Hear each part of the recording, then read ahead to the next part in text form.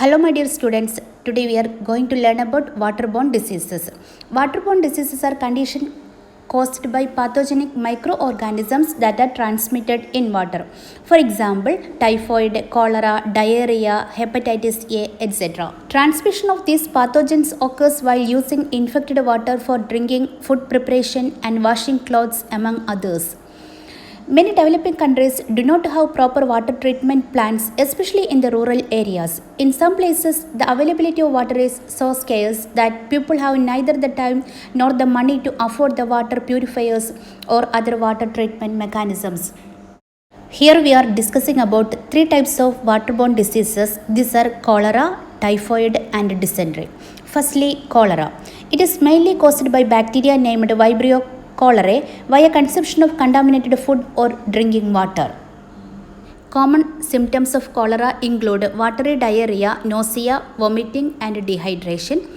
Severe symptoms include low blood pressure, rapid heartbeat, persistent vomiting and muscle cramps.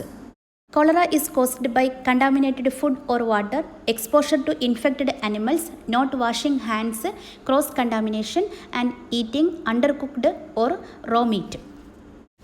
Cholera is diagnosed by self-assessment of dehydration, stool culture and crystal VC dipstick test. Cholera prevention and control measures includes water sanitation and hygiene, social mobilization or awareness creation, treatment and surveillance. There is a vaccine for cholera. You can protect yourselves and your family by using only water that has been boiled or water that has been chemically disinfected or bottled water. So be sure to use bottled or boiled or chemically disinfected water for drinking purpose, preparing food or drinks, making ice, brushing your teeth, washing your face and hands, washing your dishes and utensils, washing fruits and vegetables, etc. To disinfect your own water, boil it for 1 minute or filter it and use a commercial chemical disinfectant. You should also avoid raw foods, for example, unpeeled fruits and vegetables, unpasteurized milk and milk products, raw or undercooked meat or shellfish, etc. Develop severe watery diarrhea and vomiting, particularly after eating raw shellfish or traveling to a country where cholera is epidemic. Seek medical help immediately. Cholera is highly treatable, but because dehydration can happen quickly, it is important to get cholera treatment right away. Hydration is the mainstay of treatment for cholera, depending on how severe the diarrhea is. Treatment will consist of oral or intravenous solutions to replace lost fluids.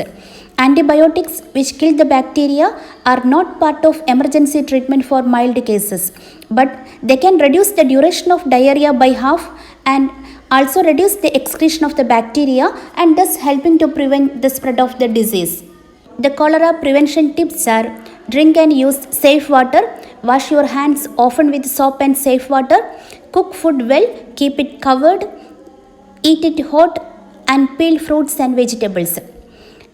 Consider getting vaccinated and clean up safely in the kitchen and in places for bathing and washing clothes. The next waterborne disease is dysentery. Dysentery is the inflammation of the intestine accompanied by bloody diarrhea, primarily of the colon. It can lead to mild or severe stomach cramps and severe diarrhea with mucus or blood in the feces. Then what was the difference between diarrhea and dysentery? In the case of diarrhea, it includes voluminous fluid feces, no blood in feces, no mucus in feces, less pus cells in feces, and less straining during defecation. But in the case of dysentery, it contains scanty, sticky feces, blood in feces, mucus and fibrin in feces, abundant pus cells in feces, and severe straining during defecation. Various symptoms of dysentery include sudden onset of high fever and chills, abdominal pain, cramps and bloating, flatulence, urgency to pass stool, feeling of incomplete emptying, loss of appetite, weight loss, headache, fatigue, vomiting, and dehydration. Mainly, there are two types of dysentery: amoebic dysentery and bacillary dysentery. Amoebic dysentery or intestinal amoebiasis is caused by a single-celled microscopic parasite living in the large bowel. Bacillary dysentery is caused by invasive bacteria. Amoebic dysentery is an infection caused by any of the amoeba of the entamoeba group. A parasitic infection of the colon with the amoeba entamoeba histolica is called amoebiasis.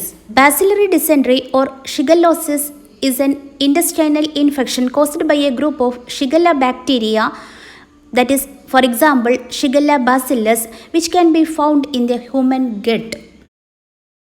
The prevention and control methods of dysentery includes primary prevention and secondary prevention methods.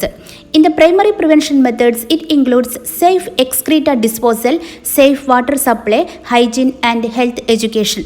The secondary prevention methods includes early diagnosis and treatment. Treatment of dysentery includes mainly 3 steps: fluid intake or antimicrobial agents or antidiarrheal drugs. Firstly, maintain fluid intake using oral dehydration therapy or intravenous fluid therapy.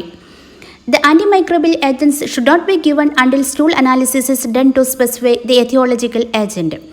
Antidiarrheal drugs are contraindicated because they delay fecal excretion that can prolong fever. For example, difenoxylate or loperamide. The next waterborne disease is typhoid. Typhoid fever is an infection that spreads through contaminated food and water. It is caused by the bacteria Salmonella typhi. Symptoms of typhoid includes high temperature fever, severe headache, nausea, stomach pain, loss of appetite, constipation or diarrhea, and rashes on body. Typhoid fever treatment includes antibiotics, drinking fluids, and healthy diet.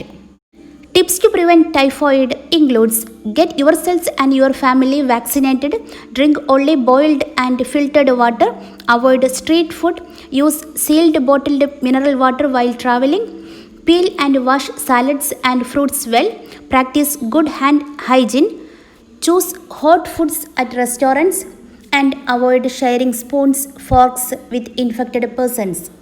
Today we have learned about 3 types of waterborne diseases: typhoid, cholera and dysentery.